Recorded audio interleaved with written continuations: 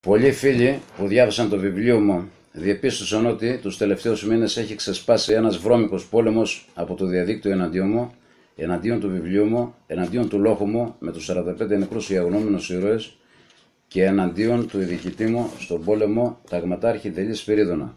Για να βάλω τα πράγματα στη θέση τους, έχω να δηλώσω το εξής. Πριν αρκετούς μήνες, ένας εκδότης και ένας δίθεν ιστορικός ερευνητής πήραν μια συνέντευξη από έναν υπέργυρο στρατιωτικό της ΕΛΔΙΚ που εγώ τον έκανα γνωστό, τιμώντας τον για την προσφορά του και την ιστορία του στην πατρίδα μέσα από το βιβλίο μου. Τύπωσαν την συνέντευξη σε βιβλίο μαζί με τις φωτογραφίες γύρω στις 100 σελίδες. Η συνέντευξη δεν έλεγε απολύτως τίποτε για τους 300 του Λεωνίδα και την υπερμάχη της ΕΛΔΙΚ 14-16 Αυγούστου 1974. Και επίσης, οι φωτογραφίες που χρησιμοποιήθηκαν στο βιβλίο αυτό, οι μισές τουλάχιστον, πάνω από 20 στον αριθμό, ήταν σπάνιες, μοναδικές φωτογραφίες που είχαν υποκλαπεί από το δικό μου βιβλίο. Τις είχα ανακαλύψει από συμπολεμιστές μου με πολύ μεγάλο κόπο και χρόνο. Τηλεφώνησα στον εκδότη, τον ειδοποίησαν και μου υποσχέθηκε ότι δεν θα ξαναχρησιμοποιήσει τις φωτογραφίες αυτές σε άλλη έκδοση. Κοντά στο Πάσχα διαπίστωσα ότι έγινε και άλλη έκδοση του βιβλίου τους με τις δικές μου φωτογραφίες μέσα. Τότε έστειλα ένα εξώδικο χαρτί στον εκδότη να μην ξαναχρησιμοποιηθούν οι φωτογραφίες μου παράνομα και χωρίς την γραπτή άδειά μου. Από εκεί και πέρα, απότομα και ξαφνικά, ο δίθεν ιστορικός ερευνητής που επιμελήθηκε το βιβλίο και έχει μεγάλες διασυνδέσεις στο διαδίκτυο, άρχισε να μου κάνει αήθεις και υβριστικές επιθέσεις και να χρησιμοποιεί και φίλους του για τον ίδιο σκοπό. Άρχισε να λέει ψέματα ότι έκανα εξώδικο στον στρατιωτικό που εγώ τίμησα πρώτος με το βιβλίο μου. Άρχισε να ξεφτιλίζει εμένα, το λόγο μου και τον ατρόμητο διοικητή μου που έγραψε και αυτός ένα θαυμάσιο βιβλίο με τίτλο «Η αυτοθυσία της ελληνικής δύναμης Κύπρου». Ήθελε αυτός, ο δίθεν ιστορικός ερευνητής, να με κάνει εμένα διαδικτυακό γκεμπελίστικο bullying μαζί με τους φίλους του για να φοβηθώ και να μην ξαναμιλήσω για τις κλεμμένες φωτογραφίες. Διέδωσε ότι έστειλε εξώδικο όχι στον εκδότη, αλλά στον στρατιωτικό που πάντα εκτιμώ.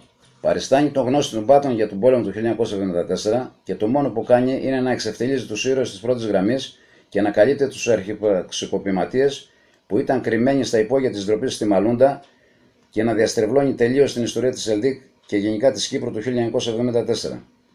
Όπως όλοι οι στρατιώτες του λόχου διοίκησης συντάγματος γνωρίζουν πολύ καλά, περίπου 150 τον αριθμό, ο βροντόφωνος και ατρόμητος διοικητής μας, ταγματάρχης Δελής, ήταν πάνω στο Β' ύψωμα μαζί μας και έδινε διαταγές σε εμάς και συντεταγμένους στο πυροβολικό μέχρι τη 1 η ώρα περίπου στις 16 Αυγούστου που μας πάτησαν τα άρματα και το πεζικό των Τούρκων.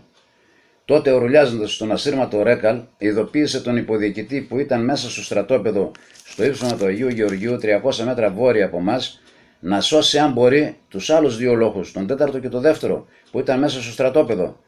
Μάρτυρας αδιάψευτος και ο οδηγός του υποδιοικητή Σόρας από την Πάτρα, που ήταν στο ίδιο όριγμα του Αγίου Γεωργίου και άκουσε τη συνομιλία. Και έτσι και έγινε. Και ακόμη χειρότερα στο Β' ύψωμα, λόγω των χιλιάδων βλημάτων, ήταν αδύνατο να ειδοποιηθούν όλοι οι στρατιώτες ένας-ένας από τους τρεις λόγους και να προστοχωρήσουν. Έτσι είχαμε 80 νεκρούς και αγνοούμενους δυστυχώς εκείνη την ημέρα. Ο συγκεκριμένος δίθεν ιστορικός ερευνητής, παραχαράκτης της ιστορίας της ΕΛΔΙΚ του 1974, έγραψε ότι ο υποδιοικητής ήρθε μέσα σε αυτή την κόλαση της υπερμάχης να μας επιθεωρήσει τάχα στο Β' ύψωμα και δεν βρήκε τον διοικητή του λόγου Μοδελή στη θέση του. Εκείνη τη θλιβερή και σε χρόνο συνέδοξη μέρα. Ούτε κοράκια δεν μπόρεσαν να πετάξουν πάνω από το Β' ύψωμα. Ήσουνα εκεί να δεις τι γινότανε.